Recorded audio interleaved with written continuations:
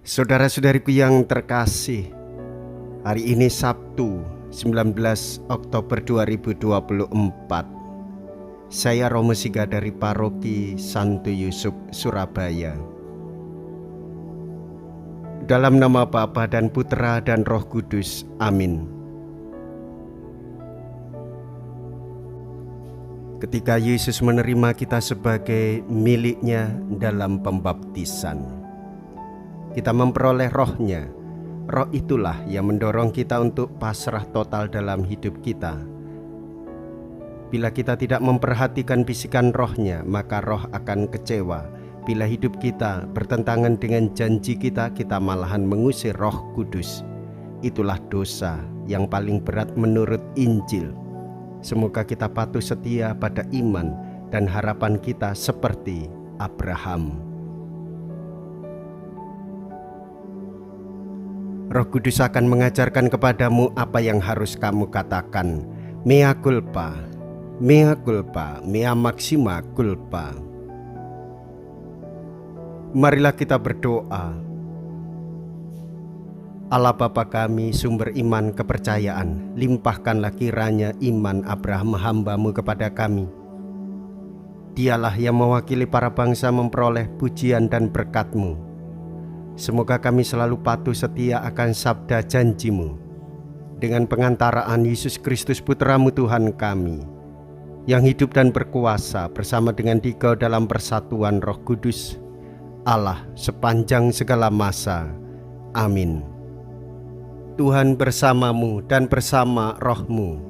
Inilah Injil suci menurut Lukas. Dimuliakanlah Tuhan. Lukas bab 12 ayat 8 sampai dengan ayat 12.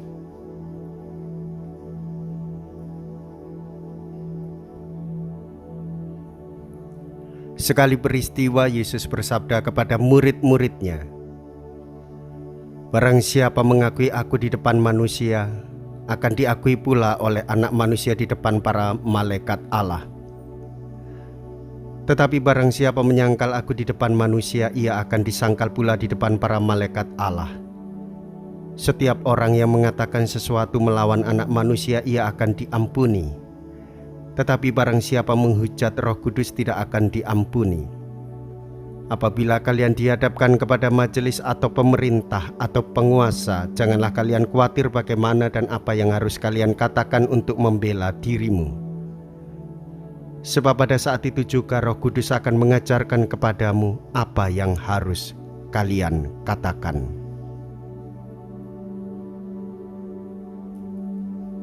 Demikianlah sabda Tuhan.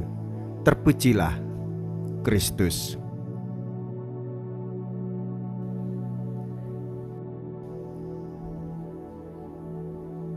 Saudara-saudariku yang terkasih, sebagai orang beriman, kita taat dan tunduk serta setia dengan kasih Allah. Bersyukurlah kita bahwa kita senantiasa mengikuti dan menuruti apa yang menjadi kehendak Roh Kudus. Roh Kudus selalu mengasihi, Roh Kudus selalu membawa kita pada persekutuan hidup beriman.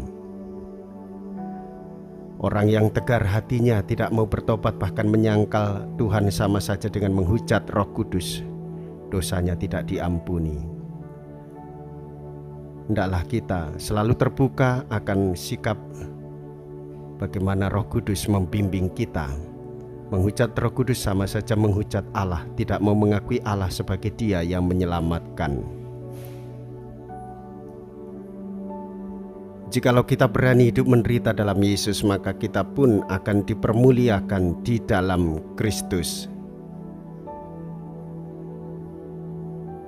Terpujilah nama Yesus, Bunda Maria dan Santo Yosef untuk selama-lamanya. Marilah kita berdoa. Allah Bapa kami yang Maha Baik, kami mengucap syukur atas iman yang telah Kau tunjukkan dalam diri Abraham leluhur kami. Kami mengucap syukur atas Putra perjanjian, ialah Yesus Mesias yang telah membela kami sampai wafat di salib. Kami mohon perkenankanlah kami mengimani Engkau, menantikan janji-Mu dan menyayangi sabda-Mu.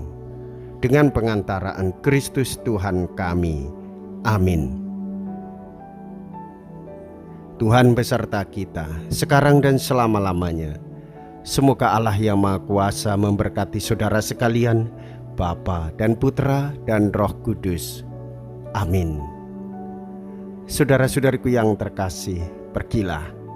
Ibadah sabda sudah selesai. Syukur kepada Allah.